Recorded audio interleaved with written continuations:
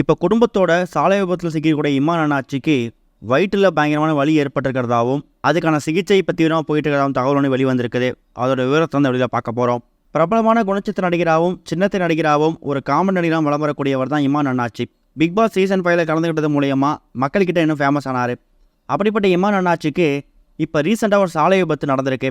அதாவது சென்னை டு திருநெல்வேலி போகக்கூடிய பைபாஸில் இவர் காரில் போயிட்டு இருந்திருக்காரு குடும்பத்தோட. அப்போ எதிர்பாராத விதமாக ஒரு மாடு குறுக்க வந்திருக்கு. காரை தடுத்து நிப்பாட்டுறதுக்கு பிரேக் எடுத்து எவ்வளோ முயற்சி பண்ணியிருக்காங்க. ஆனால் கார் நிலை தடுமாறி குறுக்க வந்த மாடு மேலே மோதி ஒரு மிகப்பெரிய விபத்தை சந்திச்சிருக்காங்க. ஆனால் அதிர்ஷ்டவசமாக இந்த விபத்தில் யாருக்கும் எந்த விதமான ஒரு பெரிய சேதங்களும் ஏற்படலை. அதுக்கப்புறம் காரை ரெக்கவர் பண்ணி ஒர்க் ஷாப்புக்கு அனுப்பி வச்சுட்டு குடும்பத்தினர் எல்லாருமே மருத்துவமனைக்கு போயிருக்காங்க. மருத்துவமனைக்கு போயிட்டு யாருக்காவது அடிபட்டிருக்கா அப்படிங்கிற மாதிரி ஒட்டுமொத்த குடும்பத்துக்கும் செக்கப் நடத்தப்பட்டிருக்குது. அதில் உங்கள் மனைவிக்கோ மகளுக்கோ எந்த விதமான காயங்களும் பெருசாக ஏற்படலை அப்படிங்கிற மாதிரியும், இமான் அண்ணாச்சி மட்டும் ஃப்ரண்ட்டில் உட்காந்து கார் ஓட்டிட்டு போனதால் அவருக்கு காரோட ஸ்டேரிங் வயிற்று பகுதியில் இடித்து அவருக்கு வயிற்று வலி ஏற்பட்டிருக்கிறதாவும், அதுக்காக ஒரு ஸ்கேன் ஒன்று பண்ணிடலாம், ஒரு எம்ஆர்ஐ ஸ்கேன் எடுத்துக்கலாம் அப்படிங்கிற மாதிரி டாக்டர்ஸ் அட்வைஸ் பண்ணியிருக்காங்களாம். அந்த அட்வைஸ்க்கு ஏற்ற மாதிரி இப்போ அவருக்கு ஒரு தீவிர சிகிச்சையும் கொடுக்கப்பட்டிருக்குது. பெயின் கில்லர் கொடுக்கப்பட்டு ஸ்கேன் எடுக்கப்பட்டு வயிற்று பகுதியில் தான் அடி பலமாக விழுந்திருக்குதா, என்ன காரணத்துக்காக அவருக்கு வலி ஏற்பட்டிருக்கு அப்படிங்கிற மாதிரி சில செக்கப் எடுக்கப்பட்டிருக்கு.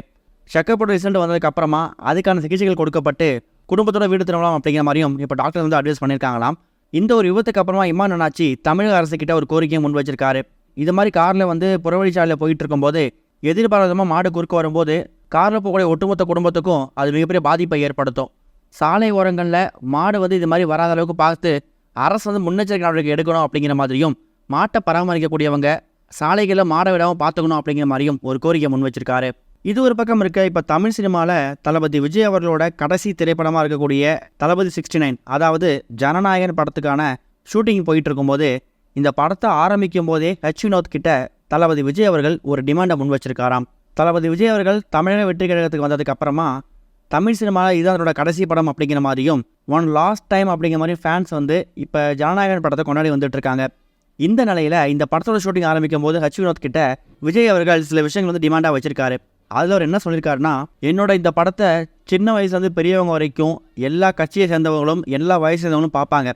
அதனால் யாரையுமே பர்சனலாக அட்டாக் பண்ணாமல், யாரையும் தாக்கி பேசாமல் லைட்டான விஷயங்களை வச்சு கையாளுமாறு ஒரு கோரிக்கையை முன் வச்சிருக்காராம். அதுக்கேற்ற மாதிரி வினோத் அவர்களும் சரி ஓகேங்கிற மாதிரி விஜய் அவரோட அந்த ஆசைக்கேற்ப டிமாண்டு கொடுத்த மாதிரியே இந்த படத்தை டைரக்ட் பண்ணியிருக்காராம். ஜனநாயகன் அப்படிங்கும்போது கட்டாயம் இந்த திரைப்படம் ஒரு அரசியல் திரைப்படமாக இருக்கும் அப்படிங்கிறதுல எந்த சந்தேகமும் கிடையாது. ஆனால் அரசியல் திரைப்படமாக இருந்தாலும் அதில் வரக்கூடிய வசனங்கள் எந்த அளவுக்கு ஸ்ட்ராங்காக இருக்க போகுது அப்படிங்கிற வெயிட் பண்ணி தான் பார்க்கணும்.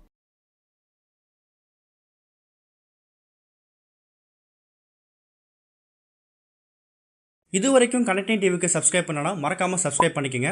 உடனடி அப்டேட்ஸ் பெறுவதற்கு நோட்டிஃபிகேஷன் பெல்லையும் கிளிக் பண்ணிக்கங்க.